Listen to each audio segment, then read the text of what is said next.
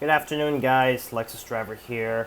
I'm very sorry for not uploading a new video on YouTube. I hope the posts I put on my community tab kept my channel going, but not pretty helpful. But hopefully, you guys like the posts. It's just that I'm very busy with college. I had a heavy workload, but now I have a light workload. Um, so I might try and upload a new video on YouTube. I might upload more videos like this on YouTube. But what I'm going to on this video, what I'm going to talk about is I know this is outside what I like about vehicle brands. Don't worry. Even though this is like outside of my boundary, Lexus and Toyota will always be in my heart because Toyota is a vehicle I grew up with when I was a kid. But the vehicle that I grew up with as a kid is sedan models. So that's why today's video, what I'm going to talk about here is my favorite Volvo vehicle of all time. The Volvo S90. The predecessor to the Volvo S90 is the Volvo S80.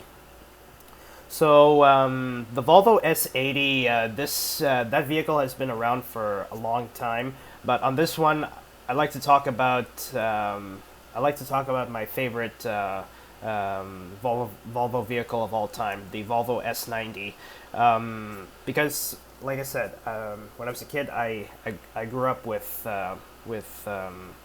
sedan models. So the Volvo S90, this is a full-size sedan. Volvo back then is, they just build vehicles for families and for everyday use in Sweden. But now Volvo is a luxury brand. So the exterior of this vehicle is very luxurious. The headlight design, the grille, the wheels, you name it. So this is like if I had to drive a Volvo, well, if I were to be called that, I would say this is the vehicle I choose, the Volvo S90, because I grew up with sedans. So these are a few pictures that I found on the Volvo website. So these are exterior pictures. I'll show you guys the interior pictures later. But the design of this vehicle looks really nice. It's a lot like it is the successor to the S80. So Volvo did a really good job and put a lot of hard work into this vehicle, including the design of the taillights. And here's some shots of the interior. Now this is a sedan, obviously, so you can only carry 5 people in this vehicle. Yeah. So this is the Volvo S90's transmission shifter, and if you guys can see, that's actually behind the shifter. That's actually the ignition button, because the vehicles I'm used to right now, they use the button to press they use a button to press to start the vehicle, as long as you have the key in your pocket. And this also applies to the same in other Volvo models. So this one right here, I'm now going to talk about the shifter.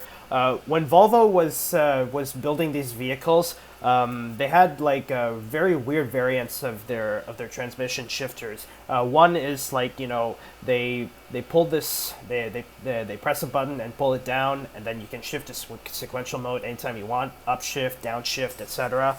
But on this one, this is a totally different shifter.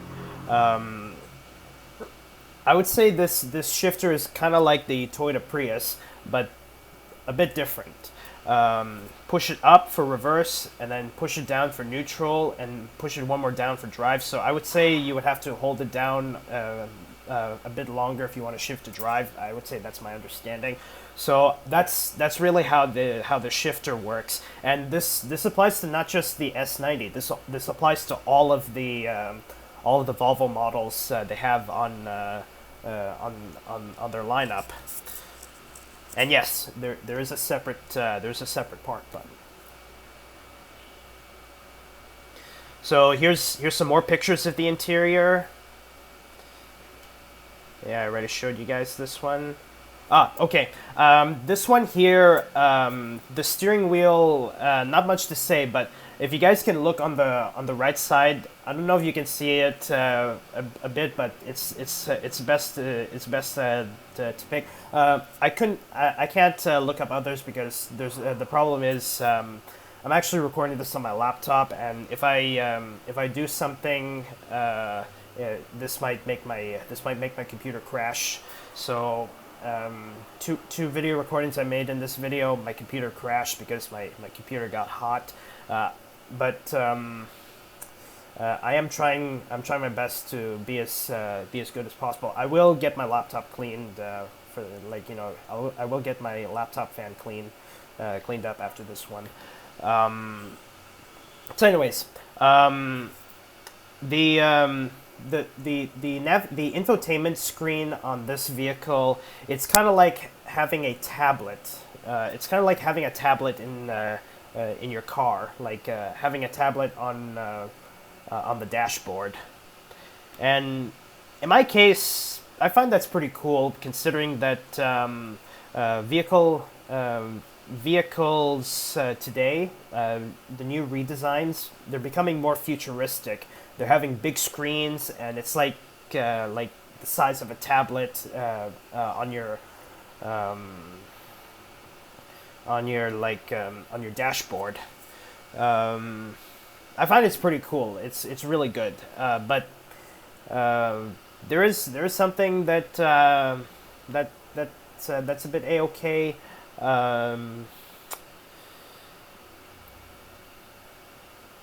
Yeah, actually, I take that back. The screen looks pretty good. It's big, and I would say you'd see more content on it. So yeah, pretty cool. So what else I was gonna say? Oh, also the Volvo S90.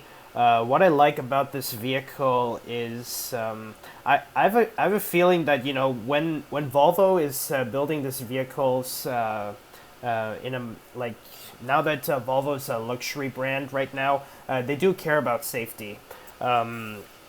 They include all the safety features to keep you safe when you're driving. So they include, like, you know, blind spot information system, rear cross traffic alert, and also driver alert control, including the lane departure warning and collision warning with auto brake. And, you know, even though Volvo is now being a luxury vehicle, they do care about safety, because safety is the #1 priority of this vehicle brand. And what else? Let's see. If you guys can see on the instrument panel, it's also pure digital. It's a lot like it's a lot like a sleek, futuristic design. So yeah, I guess that's all I have to say about my favorite Volvo vehicle of all time. So anyway, guys, that's all I have for this video. On the next video, I'm going to be talking about the other Volvo sedan model. That's the Volvo S60, because Volvo, before the S90, Volvo had the S80 and the S40, if I remember correctly. Volvo no longer sells the S40. Now the two sedan models that are on sale in the Volvo lineup are the Volvo S90 and the Volvo S60. So in the next video, I'm going to be talking about the Volvo S60. Then I might try and discuss the crossover models. So yeah. Anyway, guys, that's all I have for this video. Thank you guys so much for watching, and I'll see you guys in the next video. Bye bye.